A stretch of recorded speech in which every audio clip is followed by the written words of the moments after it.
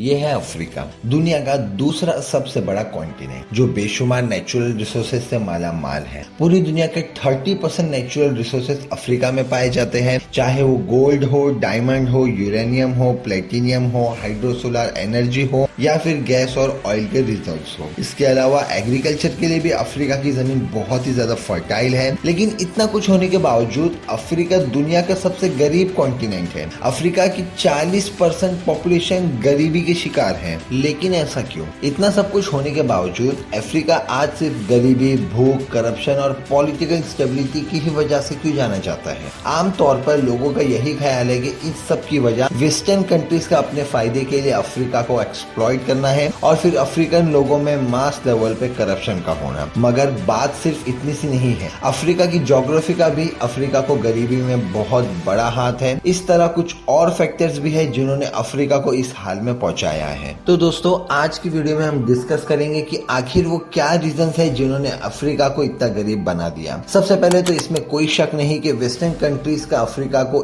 इन हालत तक पहुंचाने में बहुत बड़ा हाथ है। कई 100 सालों तक अफ्रीका ब्रिटेन और फ्रेंच एम्पायर का हिस्सा रहा, जिन्होंने अपने फायदे के लिए अफ्रीका को बहुत से नेचुरल रिसोर्सेज को एक्सप्लॉइट किया। 19वीं सदी में अफ्रीका से फिजिकली स्ट्रॉन्ग लोगों को गुलाम बनाकर यूरोपियन कंट्रीज ले जाया जाता था। इसी तरह वेस्टर्न पावर्स के बीच अफ्रीका को कंट्रोल करने की हमेशा से एक ठसन रही है। अफ्रीका के डायमंड और गोल्ड के रिसोर्सेज को हासिल करने के लिए हजारों अफ्रीकन लोगों को गुलाम बनाया गया, कितने ही लोगों को बेदर्दी से कत्ल किया गया। और ये काम वेस्टर्न पावर्स कैसे करती है, इस पर एक हॉलीवुड मूवी ब्लड डायमंड बनी है, जो कि आप लोगों को जरूर देखना चाहिए। इसी तरह से शेल ने जो नाइजीरिया में किया वो हम सब ऑलरेडी जानते ही है, और अगर आपको नहीं पता तो कमेंट में बताइए, ताकि उसके ऊपर भी फिर एक वीडियो बना के मैं आप लोगों को नोटिफाई कर दूं। तो नो डाउट अफ्रीका को इस हाल में पहुंचाने में वेस्टर्न पावर्स का बहुत बड़ा हाथ है। लेकिन एक्सप्लॉइटेशन तो ब्रिटिश एम्पायर ने सब कॉन्टिनेंट्स में भी की थी, सिंगापुर में भी की थी, मगर ये सारी कंट्रीज आज अफ्रीका से बहुत ही ज्यादा बेहतर हालत में है। और यहीं पर आता है फिर अफ्रीका की ज्योग्राफिक प्रॉब्लम्स। किसी भी कंट्री या कॉन्टिनेंट के लिए कोस्ट लाइन बहुत ज्यादा जरूरी होती है। दुनिया का 80% ट्रेड समुद्र के थ्रू होता है। कोस्ट लाइन असल में जमीन के उस हिस्से को कहते हैं जो समुद्र के साथ होता है। मैप में तो अफ्रीका की कोस्ट लाइन बहुत बड़ी मालूम होती है, क्योंकि करीबन हर साइड से इसे समुद्र लगता है। मगर अनफॉर्चुनेटली अफ्रीका की मेजोरिटी कोस्ट लाइन इस काबिल नहीं है कि यहाँ पर सी पोर्ट्स बनाए जा सके,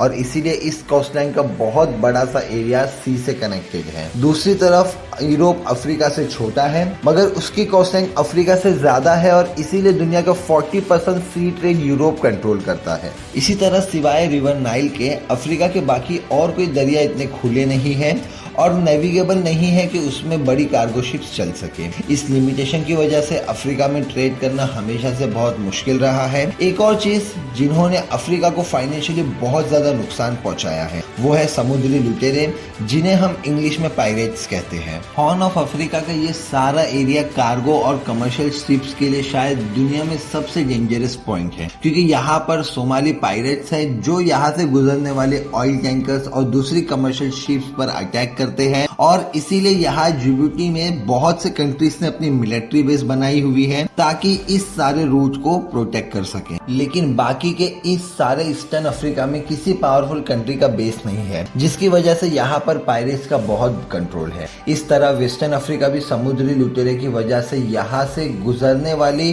शिप्स के लिए एक डेंजरस पॉइंट बना हुआ है। अक्टूबर 2013 में इधर नाइजीरिया के पास समुद्री डाकुओं ने एक ऑयल टैंकर पर अटैक किया और उसके सारे अमेरिकन स्टाफ को किडनैप कर लिया, सारे ऑयल बैरल्स को लूट लिया और फिर अपनी डिमांड्स मनवा कर ही उस शिप्स के स्टाफ्स को छोड़ा। इसी तरह के और बहुत से वाकयात इस एरिया में होते रहते हैं, जिनकी वजह से ज्यादातर कंट्रीज अफ्रीका के इस सारे रूट्स को अवॉइड करते हैं और नतीजतन अफ्रीका को बहुत से जबरदस्त ट्रेड अपॉर्चुनिटीज से हाथ धोना पड़ता है। इसी तरह अफ्रीका की नॉर्थ साइड गर्म और खुश्क है और यहाँ के बड़े बड़े रेगिस्तान हैं। इसी नॉर्दर्न साइड पर सहारा डेजर्ट है, जो कि दुनिया का सबसे बड़ा गर्म रेगिस्तान है, और इसी सारे एरिया में ज्यादातर मुस्लिम पॉपुलेशन रहती है। दूसरी तरफ अगर हम साउथ की तरफ आए तो यहाँ लश ग्रीन जंगल है, बारिश है, नेचुरल रिसोर्सेज है, मगर यहाँ की मेजोरिटी पॉपुलेशन क्रिश्चियन है। तो अफ्रीका के नॉर्दर्न और साउदर्न साइड के बीच में एक टेंशन बनी रहती है और इसकी बड़ी वजह है ये बॉर्डर्स जो ब्रिटिश एम्पायर और फ्रेंच एम्पायर ने 19वीं सदी में डिसाइड किए थे। इन बॉर्डर्स को डिसाइड करते वक्त लैंग्वेज, रिलीजन और कल्चर का ख्याल नहीं रखा गया, जिससे अफ्रीका पिछले 60 सालों से किसी न किसी सिविल वॉर का शिकार रहा है। लेकिन इसी अफ्रीका में एक कंट्री है जो अपना मुकद्दर बदल रही है और वो है बोट्सवाना। बोट्सवाना आज अफ्रीका का सबसे अमीर कंट्री है। बोट्सवाना भी बाकी अफ्रीकन कंट्रीज की तरह 1967 में ही ब्रिटेन की गुलामी से आजाद हुआ, मगर आज जहां बाकी अफ्रीका शदीद गरीबी की शिकार है, वही बोट्सवाना की पर कैपिटा इनकम मैक्सिको और कोस्टारिका के बराबर है। बोट्सवाना ने ये सब कैसे अचीव किया, ये हम बहुत जल्द एक वीडियो में डिस्कस करेंगे। फिलहाल अफ्रीका के लोगों को बोट्सवाना को एक एग्जाम्पल बनाना चाहिए। उन्हें ये समझना चाहिए कि कोई बाहर से आके उनकी हालत ठीक नहीं करेगा और चीजें उन्हें खुद अपने हाथ में लेनी पड़ेगी। अभी रिसेंटली चाइना और रशिया के अफ्रीका में आने से बहुत जबरदस्त डेवलपमेंट हुए हैं और जियोपॉलिटिकली अफ्रीका एक बहुत इंपॉर्टेंट कॉन्टिनेंट बनने वाला है और इस पर भी हम बहुत जल्द एक वीडियो बनाएंगे। अगर आपको ये वीडियो अच्छी लगी है तो इसे लाइक करें और दूसरे लोगों के साथ भी जरूर शेयर करें। मिलते हैं नेक्स्ट वीडियो में एक और इसी तरह से अच्छे टॉपिक के साथ। Till then stay tuned with the channel. Take care, bye bye and thanks for watching.